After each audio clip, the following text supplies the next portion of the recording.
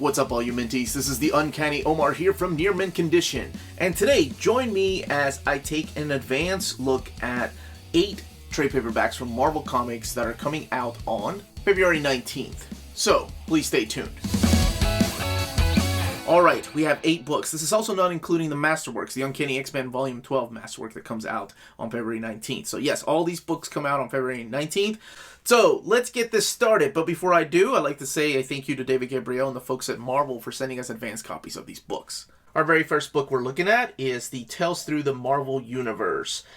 This particular collection is retailed at $24.99. So let's look inside and see what is all collected in here. So we have Marvel Comics Presents was a series that started in, well, it originally started in the 80s, and then they brought it back just a couple of years ago in 2018, 2019. And pretty much it's an anthology series, so it's like 3 or 4 stories that collect different aspects of the Marvel characters.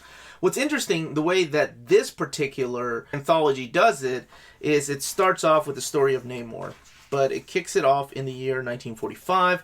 Then we move on to Mr. Fantastic, and this one takes place in 1954, I think.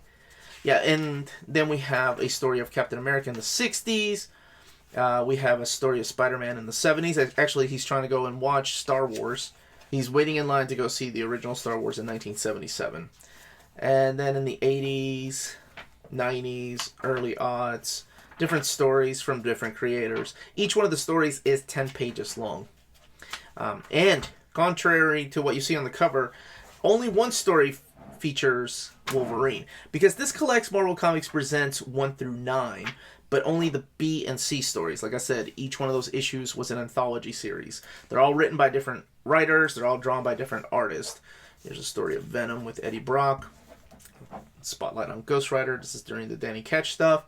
So you have people like Greg Land, Mark Waid, Ann Nocenti, Greg Pak, David Lapham, Daniel Acuna, just to name a few. Chris Claremont, he does this story here. Let me see if I can find it really quick. Yes, right here, which is really, really good. It kind of sets the relationship between Destiny and Nightcrawler. And this is taking place during the Cross-Time Capers when Nightcrawler was with Excalibur. So that is one thing to keep in mind, that these don't take place during modern time. Well, most of them don't.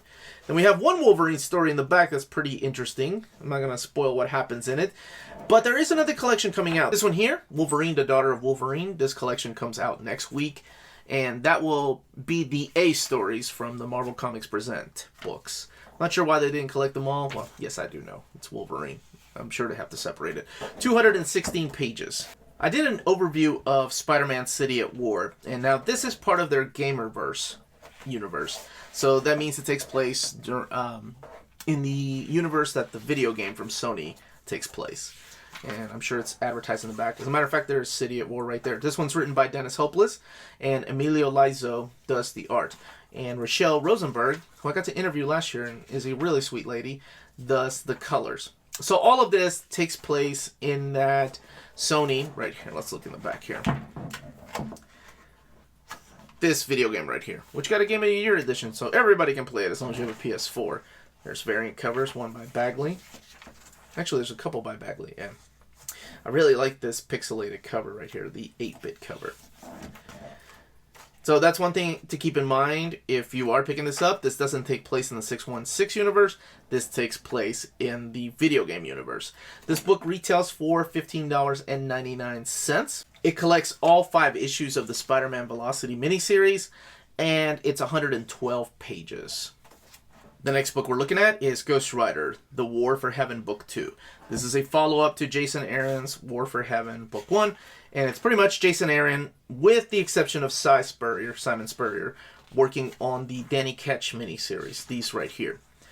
Now, if you own the Omni, this one here that came out a few years ago, that does not contain the Danny Ketch miniseries. That's just all the stuff by Jason Aaron. So it doesn't have all this stuff here. Let's flip a little more through here. The main storyline has different artists on it, but you have Roland Boschi, and you also have Tony Moore. Tony Moore, of course, being the gentleman that started Walking Dead with Robert Kirkman. This book has 332 pages. Let's look at the back. I believe it's $34.99. It does have parental advisory, so there is some mature content in here. Or lots of mature content, I guess, depending on the kid and the parent. But it's mainly due to the violence and all the demons and stuff. Now, if you want the whole run, this is, I believe, Ghost Rider volume... This is probably volume 3 or 4. It's a series that came out in 2008. If you want that, so you'll have to get volume 1 of the Jason Aaron run. And also the Daniel Way stuff. I believe issues 1 through 19 are collected here in the complete collection. Both are still in stock. And this, man, the artwork by Mark Texeira, when he comes back, it's pretty solid. Covers by Jay Lee. So you get all kinds of talent in these books. By the way, if you're enjoying the format of these, let me know in those comments down below. Or if you want me to break them up, like if you want me to put the complete collections in one video. But if you like all the trade paperbacks in one video, let me know. And please don't forget to hit that like button and subscribe button if you haven't yet. And besides the Danny Ketch miniseries by Cy Spurrier, you also have all the stuff by Jason Aaron. So you have the Ghost Rider series from 2006, issues 33 to 35, and I showed you where to collect the previous ones. And then you have the miniseries Ghost Riders Heavens on Fire 1 through 6, which kind of finishes out his run. Not kind of, it does. Let's see if there's any extras here in the back. It's covered by Jay Lee for Heavens on Fire, issue 1. Some sketches and character designs by Tony Moore and Javier Saltares. Oh yeah, I forgot about that Sailor Moon character. Now, Donny Cates finishing out his run on Guardians of the Galaxy with Guardians of the Galaxy Volume 2, Faithless. There's a lot of spoilers in here, so I won't talk about that, and I'll go through this really quick, mainly focusing on the artwork. It kicks off with the Guardians of the Galaxy Annual Number 1 from the 2019 series. And then it also collects issues 7 through 12 of his Guardians run. Now, I'm not sure if the contents of this book are going to be collected in the upcoming Cosmic Donny Cates Omnibus Volume 1. So keep that in mind. Or they may just release an oversized hardcover of this stuff. But this, mainly the artwork here is drawn by Corey Smith. He's the main illustrator of the issues 7 through 12. The annual is written by other people as well, not just Donny Cates. But it's all collected in here. So I'm glad they didn't just make it a Donny Cates book. So you have contributors like Teenie Howard, Al Ewing, and Zach Thompson, just to name a few. And let's look in the back here for extras. But before we do, the book retails for $24.99 and has 176 pages. Okay, so here's one of the extras with Rocket Raccoon's amazing Gundam outfit. These are mainly the variant covers is what they have back here. And there are some variants within the pages, within the chapter breaks. Here's one I'm very excited about. This is Deadset Freelance Peacekeeping Agent. There's not a volume number or anything, and I'll be showing the spines after I'm done with this book. This is a character that was originally created in the Transformers UK comic book. So he showed up. He was created actually by Simon Furman and the main artist on this, which is Jeff Sr. Both of those guys created the character. He was like a bounty hunter and assassin, and this is exactly what he looked like. And then he showed up in the pages of Doctor Who and Dragon's Claw. And that's actually where this starts off here. Because at one time, for some reason in the UK universe, it was the Marvel UK universe, Doctor Who, Transformers, G.I. Joe, which they weren't even G.I. Joe, they were known by another name, but that's another story. And Marvel characters were all part of the same shared universe because they were all published by the same publishing company. So this collects Dragon Claws number 5, Death's Head 1 through 7, issues 9 and 10. Death's Head number 8 features one of the doctors from Doctor Who, so it can't be reprinted. Death's Head, The Body in Question graphic novel, Fantastic Four 338, Sensational She-Hulk 24, What If 54, which I want to say that What If has Death's Head 2, but this doesn't contain Death's Head 2. And then material from Marvel Comics Presents number 76, and Marvel Heroes 33. Marvel Heroes 33 being one of the rare books that has never seen reprint. It has the return of Simon Furman writing the character again. So he's a bounty hunter / assassin who started off really big, like the size of the Transformers, and then got shrunk down by I don't know if y'all watch Doctor Who, but the Master, okay? Anyway, so now he's the size of your characters from the Marvel Universe. Actually, he gets to fight Iron Man in 2020, Arno Stark, right? Here's the graphic novel. But let me look at this What If issue here, because I'm curious.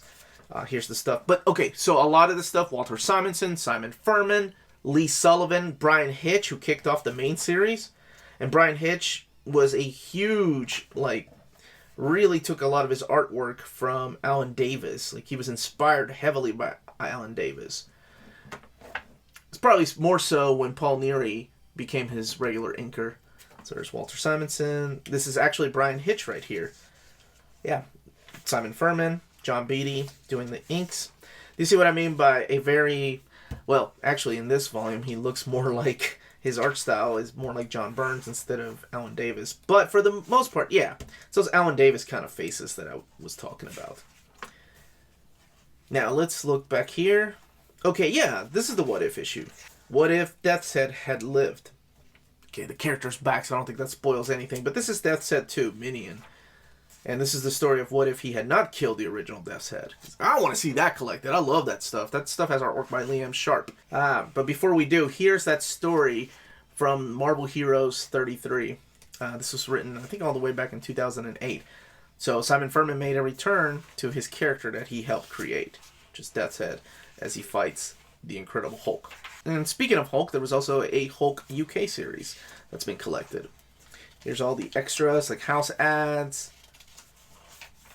sketches, and covers. This is part of the Panini collection, so this can actually contain, let's see, Death's Head Volume 1 trade paperback, reprinting Death's Head 1 through 7, Dragon Claws 5, and Doctor Who Magazine 135. So it can reprint Doctor Who. Whereas, because of copyrights, this can't reprint his first appearance. In the Marvel Transformers UK, there's the Arthur Adams picture. So he did the card. And uncolored pages from Incredible She-Hulk, or Sensational She-Hulk. That will not be reprinted in the omnibus, by the way. So yeah, so Transformers and Doctor Who cannot be reprinted because of copyrights. Copyrights keeping us away from our Micronauts and Romnibus, right? By the way, this book has 416 pages, so it's the size of one of those epic collections. And it retails for $39.99. Now, this is something important to some of you all. I don't know if it's your OCD or if you just like looking at spines, but here you go. Of course, the new Marvel stuff all has the white spine, and the classic stuff has either the black spine or, in the case of Taskmaster, this blue spine. The Gamerverse Velocity is a little bit different, where it has the Gamerverse logo down at the bottom and not the character. Now, this one's interesting, the Ghost Rider. I kind of like that. It has the creators here right underneath the character profile, and then book 2, which is a lot bigger. Most of them are just like this, like volume 2 written right on top of the character. So let's look at Uncanny X-Men next. So here we have Uncanny X-Men by Kieron Gillen, volume 2. This is the complete collection. Here's an advertisement for volume 1. His run started right after Matt Fraction's run, and right before the Uncanny X-Men went through a renumbering again, where the numbers started over with a volume 1. So that's one thing to keep in mind. I swear when I do a comprehensive reading order of these books, I will put in the trade paperbacks. That will come probably of X-Men at least towards the end of the year. I'll be happy to do a updated comprehensive reading order of X-Men. So again, this stuff takes place right after Matt Fraction. He's teamed up with, well, let's see, we've got Adam Kubert, Carlos Pacheco, Brandon Peterson, Greg Land, Dustin Weaver, just to name a few of the artists that are in this book. So this collection collects Uncanny X-Men 4 through 20. Again, that Uncanny X-Men was renumbered in 2011. So that's one thing to keep in mind. Then they go back to the original numbering with issue 600. But anyway, that's another story. And it also collects the AVX Consequences. So if you watch my Most Wanted X-Men Omnibus, this is one of them that I want collected in an omnibus format, the Kieron Gillen stuff. And I realized that half of this book is already collected in the Avengers vs. X-Men oversized hardcover, and then the Avengers vs. X-Men Companion. So I get it, there's really no need, but I don't know. As a completist, I think this is one of the most underrated X-Men runs. He really didn't stay that long, and I wish he had stayed longer. He did a lot of things. His favorite villain, obviously, is Mr. Sinister, but he created his own characters too. So half of this volume takes place during that AVX stuff. Even though there are a few chapter breaks in here to kind of give you a breather. There's the Phoenix 5, not going to spoil what happens, but for some reason, Scott Summers, Cyclops, is thrown in jail. And then him and Wolverine have it out. That's a 5-issue little miniseries. Not of them just fighting, but just how the rest of the world deals with the X-Men's leader being thrown in prison. Oh, there's also artwork here by Mark Brooks in one of these Consequences issues. I forgot about that. Guy that you only see on covers these days, but is a phenomenal artist as far as internal work. So the book is 496 pages, and it retails for $39.99. And can I just highlight the amount of detail that Brandon Peterson puts on these phalanx creatures back here? Ignore the fact that Colossus is wearing the Juggernaut's helmet. That's explained in Fear itself. Sort of. Last, and certainly not least, is Taskmaster. Anything You Can Do. Visually, probably one of my favorite villains ever. Come on, he looks like Skeletor. Well, maybe more so during the Ed McGuinness years of Deadpool, which is collected in here. So this is pretty much every appearance of him since the beginning, with the iconic cover here by George Perez. So he was created by David Michelini and George Perez in the pages of Avengers 195 is where he makes his appearance. But his full appearance is in 196, this issue right here, that I just keep going back to because that cover, right? Ugh. How could you not like that guy? He's got, Cap's shield, Wonder Woman's lasso, Hawkeye's bow and arrows, Swordman's sword, and a cape. And he's a skeleton. And I totally just threw Wonder Woman in there. That's a lie, he doesn't. This is the guy that took down the Avengers by himself. Like I said, towards the beginning, he is such a formidable threat. He kind of reminds me of, I guess, a little bit of Grant Morrison's character from the pages of Justice League Prometheus. This guy took down all the Avengers, and then eventually, he kind of became a joke character. But when he first started out, I really thought he was such a badass. The dude was taking down the Avengers. He went on to Spider-Man. By the way, there's a Todd McFarlane issue in here. Love the way that he draws Taskmaster. So cool. But then again, I love the way Todd McFarlane drew, capes. I was a big fan of his capes. Maybe that had more to do with it. Look how awesome he looked. Actually, I think there's a panel, right here, where it's got Romita, Ditko, Andrew, Ross Andrew, of course, Steve Ditko, John Romita, Bob Kane, Ron Friends, and John Romita Jr., all in gravestones. That was McFarlane's way of giving a shout out. There's some Lee Weeks artwork in the pages of Daredevil. And then we get to the modernized version of Deadpool here, where, like I said, or I mentioned earlier, he looks more like Skeletor.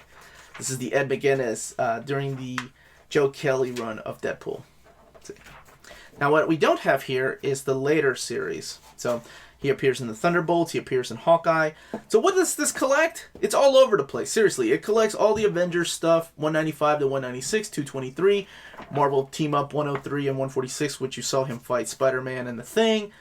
The Thing 26, speaking of The Thing, Amazing Spider-Man 308, Iron Man 254, Daredevil 292 to 293, Deadpool number 2, Hawkeye number 1, Avengers 26. So it wasn't Thunderbolts, it was the Avengers. My fault. Captain America 44 and material from Captain America number 11. A variety of creators in here. You have Stuart Eminem, Todd McFarlane, but originally created by David Michelini and George Perez. Let's look in the back here for extras. So this is why I thought it was the Thunderbolts, because they appear in that issue of Hawkeye.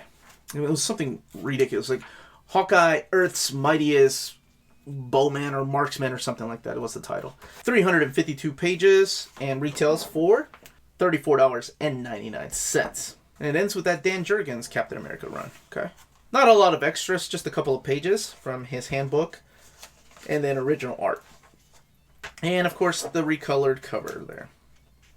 Now, if you're interested in purchasing any or all these books, you can get them from cheapgraphicnovels.com, your online home for brand new graphic novels and collected editions up to 50% off the cover price. Cheap Graphic Novels prides itself on packaging your books so they arrive safely and in excellent condition, as well as prompt and helpful service. And check out their bargain bin for even greater deals up to 90% off cover price. And for you Minties, Cheap Graphic Novels is running a special promotion. If you're a first-time customer, let them know you were referred by Near Mint Condition at the checkout, and you'll receive a credit for free shipping on your next order. Now, this is only for U.S. customers. Cheap Graphic Novels, your source for the hottest books with the kind of deep discounts, quality shipping, and customer service that will keep you coming back for more. Alright, let me know in those comments down below which of these books you're picking up, which ones you're passing up on, or which one of these books you already have in omnibus format, such as the case of Ghost Rider. And maybe Guardians of the Galaxy Volume 2 will be collected in the Donny Cates Cosmic Omnibus coming out later this year. We don't know the contents of that yet. Uncanny XMen, still hoping the Kieron Gillen run gets an omnibus format one day or an oversized hardcover. I'll take anything. Let me know in the comments down below which ones you are picking up and which ones you have any more questions on. We can be found on Patreon and Redbubble, and all of that information is in the description down below. And one more thing about Patreon, our dollar tier patrons got to vote on our old reader, new reader that we're doing next week. So that poll goes down today. Please don't forget to hit that like, subscribe button, and remember, if it's classy and cool, it must be near mint.